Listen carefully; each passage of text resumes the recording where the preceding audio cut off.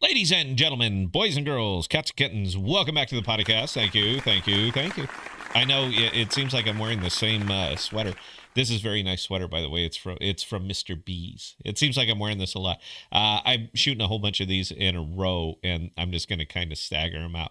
And anybody who keeps coming back here, man, I tell you what, I appreciate it because this is the evergreen content, and it's not thrilling, but this is what I base effectively my entire trade. Everything that has to do with that, I take it back to theory more often than not because I need to know. I need to understand why I am making the decisions that I'm making, why it's applicable, and how I can make sure that I don't make a mistake in the future. So that's why today we are digging into prospect theory. It's a mind-blowing idea that explains why we're so strange about risk and rewards. Now, have you ever taken a gamble that you shouldn't or chickened out when you should have gone for it? That right there is the prospect theory at work. And stick around to see how it messes with your head. Hit that like button if you enjoy it. Let's go ahead and get started. So what's prospect theory?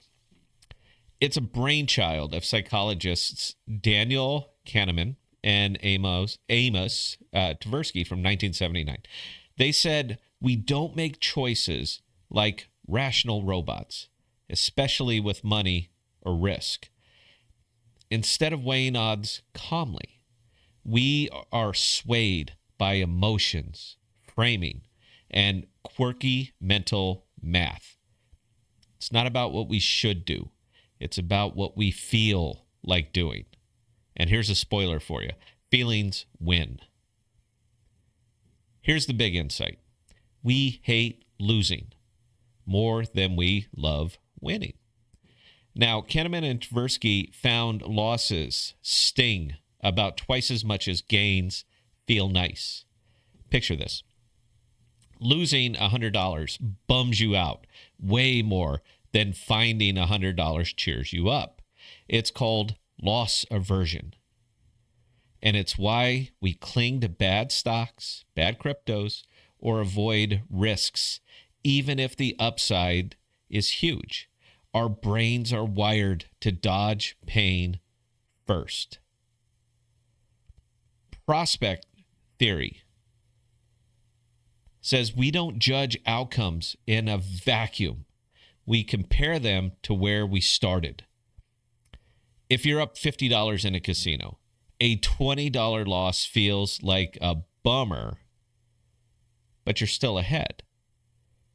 But it doesn't feel that way. Now flip it. If you're down $50, that $20 loss feels less awful. It's not the final number. It's how it shifts from your normal crazy, right? Then there's how we handle risk. When we're winning, we play it safe. We lock in that gain. But when we're losing, this is very important. When we're losing, we roll the dice to claw back. Imagine you've got a crypto that's up 10%. You're tempted to sell and cash out, right? But if you're down 10%, you might hold, hoping for a rebound, even if it's risky. Prospect theory says we're risk adverse with gains, but we're risk seeking with losses. So how does that hit us? In finance, it's everywhere. During a market dip, people panic sell to avoid more losses. Loss aversion in action. But if they're in the red, they'll gamble on long shots to break even. Outside money, think insurance. We overpay to avoid rare disasters because losses loom large. Prospect theory explains why we're not maximizing utility. We're dodging emotional punches. Now, do you want proof? This is fantastic, by the way. Kahneman and Tversky ran a famous test. Apply it to yourself. They asked people, pick one. $500 guaranteed or a 50% shot, flip of a coin, at $1,000. Now, most people took the sure $500 safe gains. Then, let's flip it. You can lose $500 for sure, or you have a 50% chance to lose $1,000. Same scenario, different framing. Now, most pick the gamble. Most pick the gamble to risk to avoid locked-in losses. Same odds, different framing, totally different choices. But that is the prospect theory flexing. Now, why should you care? Because it reveals our decision-making DNA. Businesses use it. Sales frame discounts as avoiding a loss. They do it to hook us. Investors miss big wins by playing too safe with profits or too wild with flops.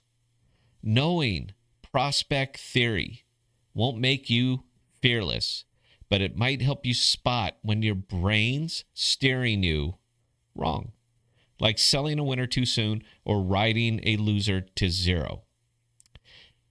But here's the bottom line. Prospect theory shows we're not cold, calculating machines. Losses simply hit harder. Reference points twist our view, and risk flips depending on where we stand. It's why we're human with money, not robots.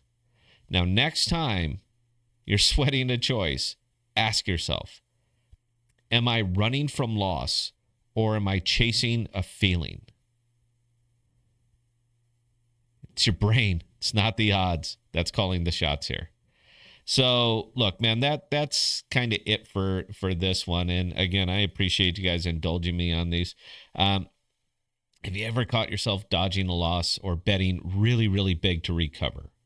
If you have, drop your story in the comments. And if this brain twister clicked, gotta keep doing this, man. Smash the subscribe button and ring the bell.